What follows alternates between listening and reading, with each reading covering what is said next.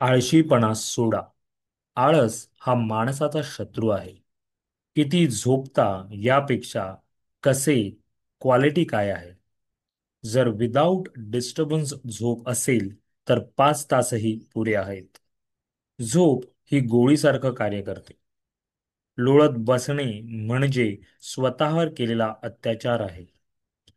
हातातला वेळ सत्कारणी लावा, पण कधी जेव्हा झोप कमी करा.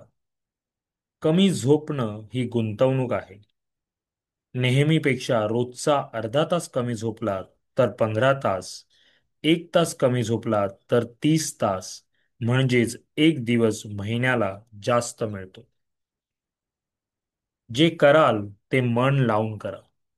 उत्तम करा. हातचं ठेवून काम करायचं नाही. पद प्रतिष्ठा मिळेल किंवा ते पाहून कधी काम करू नका. तुम्हाला चांगलं काम करायला पदाची गरज नाही. तुम्ही चांगलं काम करत राहा. प्रतिष्ठा, प्रसिद्धी आपोआप तुम्हाला मिळेल. म्हणून समरस होऊन कामाच्या मागे लागा आणि ते पूर्ण करायचा 1000% प्रयत्न करा. लक्षात ठेवा, पद, प्रतिष्ठा, प्रसिद्धी हे तुमच्या कामावर अवलंबून असतं. काम करणं हे पद, प्रतिष्ठा, प्रसिद्धीवर अवलंबून नाही आणि ठेवूही नका. कुठलंही काम करायची लाज बाळगू नका. सर्व कामातून अनुभव मिळतो. तुम्ही आज कसा विचार करता, कसे वागता, कसे बोलता यावर तुमचं पुढचं आयुष्य घडत असतं. आणि म्हणून उद्या परवापेक्षा आज आपण काय करतो, काय आणि कसं करायला हवं याकडे लक्ष द्या. तुमचा उद्या तुम्हाला जर आनंदी, सुखकर करायचा असेल तर तुम्हाला तुमच्या आजवर जोमात काम करायला हवं.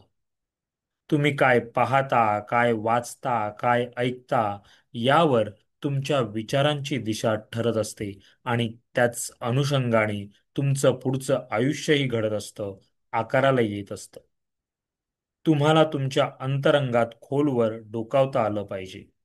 त्यासाठी स्वतःला वेळ दिला पाहिजे आणि म्हणून ते उद्या परवावर ढकलू नका. आजच सुरुवात करा.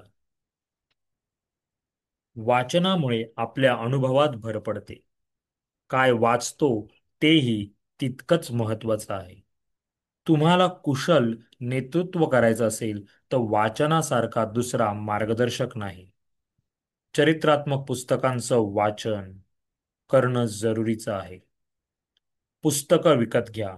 तो खर्च नसून तुमची, तुमच्यासाठी, तुमच्या पुढच्या पिढीसाठी गुंतवणूक आहे. तत्सम वस्तू देण्यापेक्षा पुस्तकं भेट द्या. पुस्तक हे मित्र, गुरु, मार्गदर्शकाचं काम करतं. वाचनामुळे आपला सर्वांगीण विकास होतो, तेही आपल्या नकळत. म्हणून चांगल्या, उत्तम पुस्तक वाचण्याची सवयच लावून घ्या. कल्पना सुचली की लगेच त्यावर काम करायला सुरुवात करा. काय होईल, कसं होईल, लोक हसतील, काय म्हणतील, हे विचार खरे तर आपले शत्रू आहेत. तुम्ही प्रयत्नांना सुरुवात केल्याशिवाय तुम्हाला कसं कळेल? पुढचे खाचखळगे लागायचे असतील तर आधी सुरुवात करायला हवी. कुठचाच रस्ता हा सरळ नसतो. त्याला वळण, खड्डे हे येणारच.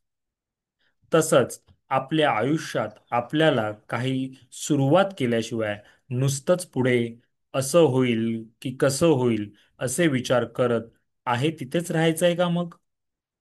आपण चालायला कसे शिकतो किंवा सायकल चालवताना पण आधी किती वेळा आपण पडतो, पण म्हणून आपण सुरुवात करत नाही किंवा प्रयत्न करायचे सोडून देत नाही.